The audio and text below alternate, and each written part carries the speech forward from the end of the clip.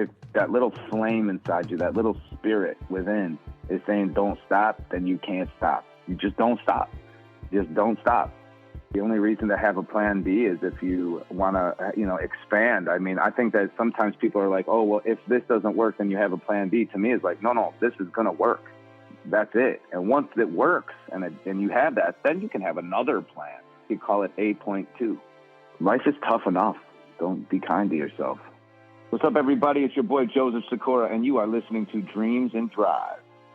Hey, Dream Drivers. Welcome to episode 305 of the Dreams and Drive podcast. Today, we have a very special guest, Mr. Joseph Sikora. Joseph is an American actor who you guys may know from his starring role as Tommy Egan on Power, and subsequently in the spin-offs Power Book 2 Ghosts, and he now recently is the star of his own show, Power Book 4, which is Force, right?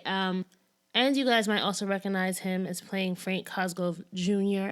in Ozark, which is a show that I also love as well. I had the pleasure of interviewing Joseph 2 times before in the past, but this is our first one-on-one sit down.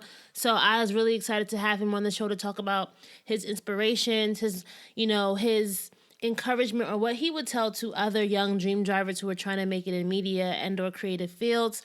And also we talk about his role as Tommy in Power, because I do feel like art imitates life, and there is a lot that we can learn from fiction characters and how those lessons play out in our own lives. So this was really a great conversation, and I was really impressed by just how thoughtful Joseph was. So I really hope that you guys take away some of the nuggets that I took away from all that he had to share. If this is your first time listening to Dreams and Drive, please make sure you're subscribed wherever you're listening so that you get notifications every time we have future episodes. And make sure you're following us on social media, especially on Instagram. We are Dreams and Drive across the board, Facebook, Twitter, and Instagram. And you can use the hashtag Dreams and Drive when searching and sharing as well. All right, let's hear from Joseph. You know, so funny, we have this whole car analogy, right? And you are known, Joseph, for your role as Tommy in Power Force, right? And I think that car is something that everybody knows you for, that blue. What kind of car is that, actually? I'm not a car person, but I know the car when I see it. That is a 1969 Ford Mustang with the original 351 engine inside, revving up hot. All right, so let's get that whole car analogy going, to kick this interview off, right? What would you say, if you were a young Joseph sitting in that car, right? Where did you think your future was going to be taking you? You're sitting in the front seat of that Ford Mustang as a kid. What was inspiring you? What was really getting you motivated about the world? Drive was just the world itself, life, different things. I think a lot of my fascination with the world came from my grandmother, who loved driving me around Chicago and taking me out to little breakfast places like the local McDonald's or the Busy Bee restaurant, or going to the hair salon the beauty shop where my grandma would get her hairs done and talk with her little gaggle of old Polish ladies, and just driving around and seeing stuff and figuring out identity and, hearing that other language being spoken and all these other worlds. And I thought about my dad reading the Lord of the Rings trilogy to me and my older brother, really specifically, I guess, when we were little kids, and fantasizing about other worlds. I think that I give a lot of credit to my fascination with the otherworldly stuff, the Catholic Church. And I think the presentation of going to Mass every Sunday and celebrating all the holy days of obligation and the holidays and different seasons, and seeing the pageantry of the church, and also all the love that was presented to me and the wonderful stories of the Bible. I always felt that they were great tools for human understanding. And then that coupled with, like I said, the pageantry of the church and the Catholic Mass always just kind of brought me to different places. And I wanted to see how everybody could be, how everybody was the same. I think that the ultimate message of the Bible is, and I think that when we do good entertainment, we call it the transcendent. And I guess Christians would call it God, and Muslims would call it Allah, and Jews would call it Yahweh. And I think that that's what we call that in general, in every tradition, in every human, we call it the transcendent. And if an actor can reach that transcendence, then every human on the planet can understand what that character that you're trying to portray feels. I love that you say that because, you know, I think sometimes as creatives, so I'm a creative too. I have this podcast, I dabble in photography and other things. I think sometimes we don't realize just the importance of our gift, right? And you as an actor, you know, you're playing these roles, but I'm telling you, these roles still have such an impact on the people who are viewing it, right? Like, how do you see Tommy's role in Force, right? I know beyond like him being, let's say, his character, right? But when you really dig deep into who he is and what he stands for, what do you hope that people really get out of the essence of who Tommy is and why that's so important within like their own lives if they're taking those, you know, tidbits and putting things into their own life? That there is loss, that there are heartaches and trials and trouble. But that I think that Tommy, even though his is a very animalistic heart that drives him, I think that we all have that desire to succeed and that desire to be steadfast and unyielding towards our goals, regardless of those goals are. And you can say Tommy wants to be the biggest drug dealer in the world, or, you know, he wants to be on that Pablo Escobar level. And I don't think that I necessarily am propagating for anybody to follow that. But I think that an even bigger picture to take away from the Power show, or certainly the Power of Tommy show, is that you have to fight. You know, you have to fight, and that there is that if you have that drive, if you stay loyal, especially to your goals, you don't take others' opinions, but you follow your own path, the beat of your own drum. There is success out there, and I think that can manifest itself in an entertaining way like it does in our show, but I think that the bigger picture are these lessons of drive and continuation and self-success. Yeah, and you know, one thing as you were speaking that I wondered, was there anything that Tommy taught Joseph about what he needs to be doing in his own life when it comes to what's next and, you know, continuing on your own personal desires and dreams? Absolutely. Tommy cares so much less about what people think than what I care. I care a lot about what other people think. I mean, less and less as time goes on. And part of that is because I do love people and I love people's experience, and I want to give people all the credit that every individual deserves. But Tommy, it just really realizes and knows, oh my God, I just am seeing a Cooper's hawk out my window right now. Oh my God, what a beautiful bird. I'm sorry. Tommy realizes that you can't please everybody. And Tommy doesn't have any desire really to please anybody, which I think a lot of the comedy comes out of that for Tommy. Yeah, whatever. Who cares? Yeah. You don't mean nothing to me. You know, and it's so funny because as creatives, like it's like we're constantly, you know, we want feedback, but at the same time, we want to be independent and we want to be confident in what we are putting out into the world. So I love that you mentioned that, because even as like a huge fan, so I've watched every episode, right, since like the Power days. I honestly do feel that too when watching Tommy. I feel like one thing that I get from the show is like Tommy is like not a perfectionist, but he's a master of his craft, right? Like he's makes sure that when he's doing something, he does it well and he does it complete. How was your own approach to your art, Joseph? Like how do you make sure that you are constantly showing up at your best and putting 100% in? Because a lot of us sometimes struggle with that as creatives. Yeah, I mean, I've been very lucky to never have a problem.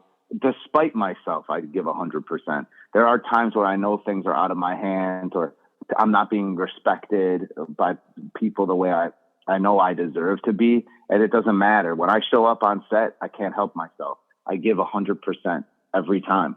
I never give 99. I give 100%. I live and I create. And part of that is because I do have a kind nature and I want everybody to succeed and win. But the problem is, I think that a lot of people don't realize that everybody can win. They think there has to be winners and losers. There doesn't. Everybody can win. Everything is a flow. Everything goes out. Everything comes back in. So it's like 50 Cent taught me that if you raise up everybody else around you, you go up as well. It's not like you're just raising them up. They don't sit on your head. They raise them up and you actually go up even higher. So that was learning by example from 50 for sure. But Tommy, even though Tommy's loyal to people who are loyal to him, and Tommy makes it tough to be loyal to him sometimes because he doesn't communicate everything. He expects a lot. I mean, Tommy's a leader because he's feared a lot of times. And 50 actually taught me that there's a lot of people around me that always lied and said, you could either be feared or you could be loved, but that's not true. What's true is that you could be loved so much that people are afraid to let you down. And that's kind of maybe the best part about being a leader. Maybe that's the most advanced. That's the ultimate. The penultimate is just having people follow you. But Tommy's also a micromanager. Don't get it twisted, right? Like Tommy will get out there in the street. He used to get so frustrated with Julio, which I love because I love J.R. Ramirez anyway. He's a close friend of mine.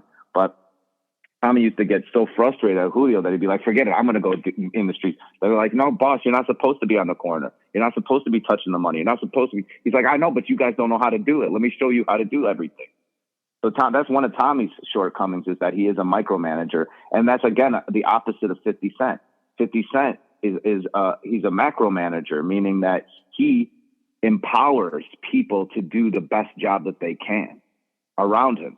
And he has a quote that says, I didn't go to Harvard, but a lot of people that work for me did.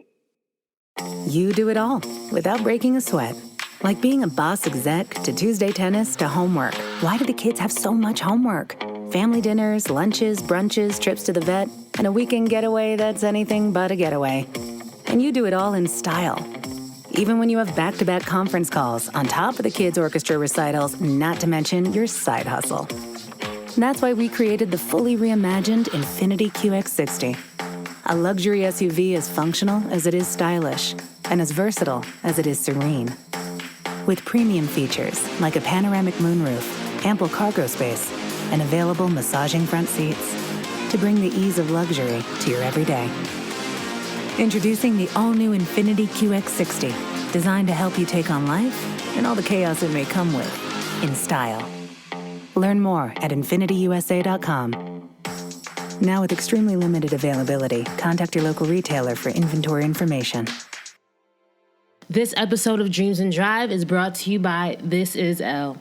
Hey, my lady dream drivers. As a lot of you may know, I'm all about keeping it natural and keeping it healthy. And as a dream driver, I believe it is so important for us to take care of our mind, souls, and bodies. And the one time of the month that some of us may forget to do that is that time of the month, aka period time. So meet This Is Elle, period care inspired by nature. This Is Elle has a 100% organic cotton core. Elle tampons are organic cotton without that organic price. Elle is the #1 cotton brand in feminine care in the U.S., and it's made for everyone. Their tagline is, we may not all look the same, but we are all created equal. So let's treat every person, every body, every vagina with love. Elle is for loving your body with clean and simple period care, free from synthetic pesticides and dyes. So as we're on this dream driving journey, let's invest in our feminine health, guys. If you're in the market for new feminine products, visit thisiselle.com to learn more. I like that. So every time I hear that quote, so I went to Princeton, right? And I'm like, dang, that is true, right? And it's like, you don't always necessarily have to be the one, but your team around you needs to be what's the quote? You don't want to be the smartest person on your team, right? Like if you're the smartest person in the room, then you need to get into a new room, right? You should, right? On that thread though, what have been some learnings that you've just learned about your own self professionally and personally that you think are just great nuggets for everybody? I know you talked about the idea of putting everybody on, it's better to be loved than to be feared in that way, right? But is there any other personal, professional or personal nuggets that you've really learned this past season that have really impacted you? This past season, yeah. You can't force people. You can't force yourself to be a leader. You can't force people to follow you. People will either follow you or not. You have to lead that path by doing you. Then people will either follow you or they won't. You can't.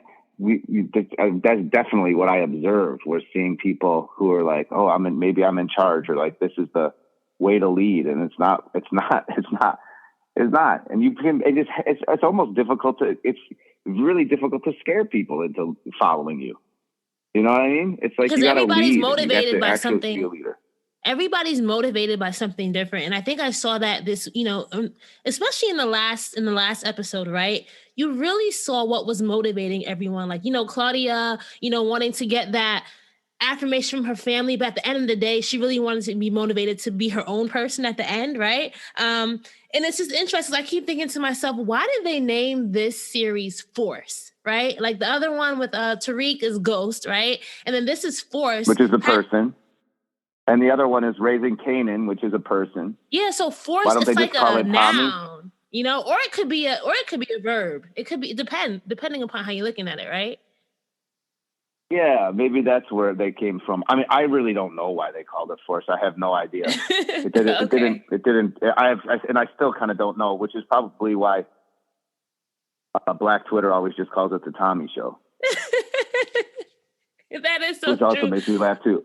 But but what I think too is there's something that you said earlier about loss, right? And I felt that when Liliana passed, like it hurt me, right? And I know it's a fictional show. She's not a real person, but I think she represents a lot for a lot of people. For you, in retrospect, and thinking about your own journey, thinking about Tommy's journey as a character, right? Why do you think that loss is going to be very instrumental to how Tommy? Oh, it's so huge. It's so huge, even more than Ghosts. It was funny when I'll just tell you the inside scoop of where my mind was during these two different deaths. And I would say it's the two different partners that Tommy has ever had. We saw it as a pretty quick development though with Liliana, but it sure made sense to me. And I really loved it. And Audrey Esparza, who plays Liliana, is a fantastic person and actor as well. But Tommy saw the loss of his two partners. Now, when he lost his brother, what was going through my head when it was Ghost's death, played by Omari Hardwick brilliantly for all those seasons. It was just really just nothing but black loss and disbelief. It was disbelief because Tommy could feel that part of himself was dying in Ghost. Yeah. Because if Ghost didn't die, the martyrdom that death represented, actually, of course, most people see that it really means new life, just like most martyrdoms do. He died so we could live. Yeah. But the Liliana death, one of the aspects that could have been in Ghost death, but it wasn't, at least I didn't play it, but I did play in the Liliana death, was that it was that, that disbelief, the disbelief and loss and the desperateness of it. But also there was just that little itty bitty, she signed up for this. And I have to accept that as part of the game. I don't like it, but there is a fairness to it. I'm going to go back. Tommy's going to go back. This is a fire in Tommy's belly now, because you're not going to get away with that. But at the same time, I did want to play that. This is what we all signed up for. There, but by the grace of God, go I. This Black History Month, McDonald's is kicking off Future 22, a campaign celebrating 22 Gen Z leaders across the country who are making an impact on their communities right now. This generation may have the largest influx of young leaders since the Civil Rights Movement. They're starting their own organizations, finding ways to empower youth and culture, standing up, and speaking out. McDonald's is showcasing their efforts and the impact they're having on the world. Did you know there's Black Sign Language? It's a form of American Sign Language that truly speaks our language. Student J.C. Smith is an advocate for the Black, deaf, and blind, and is an expert in BASL who works to help keep the tradition alive. McDonald's introduces his story and the stories of other Gen Z community leaders impacting the future on Instagram at We Are Golden. So make sure you check out We Are Golden on Instagram to hear more about these Black youth leaders and their stories. Yeah, and I thought it was interesting too that, you were one of, I want to say, and this may not be true, but you kind of helped Claudia with her first kill, right?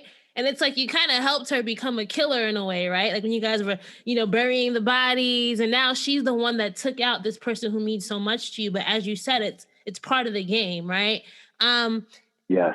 There's so many like deep things in this show, which is why I continue to say like art truly is so important, right? And you as an actor playing these roles, like we're learning, people on the outside, viewers, consumers, are really being able to reflect so much. And I like the idea of loss because it kind of connects to this idea of us as dream drivers is can you have it all, right? Because in this pursuit of the dream, Joseph, we're all trying to get something, whether it's riches, whether it's family, whether it's something. There's always this idea of, can I have it all?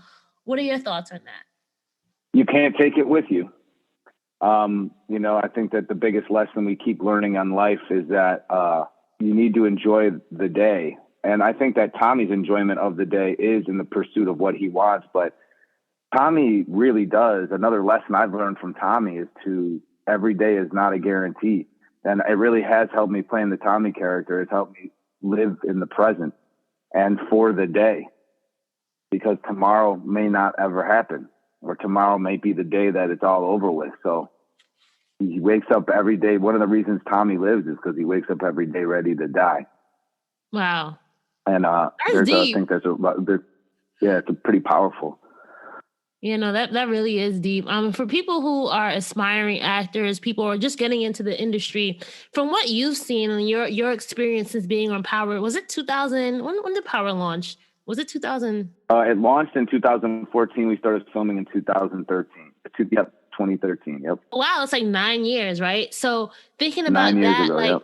What do you really think? I know you talked about making sure that you're putting people around you and that who are in your circle who are going to push you. But are there other things that you would give to aspiring dream drivers within the industry of, hey, keep doing this and I'm telling you, you're going to be successful? Doing what you love, talking about what you know, never settling, following your dream, burn the bridge behind you. It really is that extreme. The only reason to have a plan B is if you want to, expand. I mean, I think that sometimes people are like, oh, well, if this doesn't work, then you have a plan B. To me, it's like, no, this is going to work. That's it. And once it works and you have that, then you can have another plan. You call it 8.2. But, you can have a plan B. You have a plan B, but you have a plan B after you're successful. So let me ask you this then, Joseph. What's your plan A? Since you have no plan B, right? What's your plan A right now?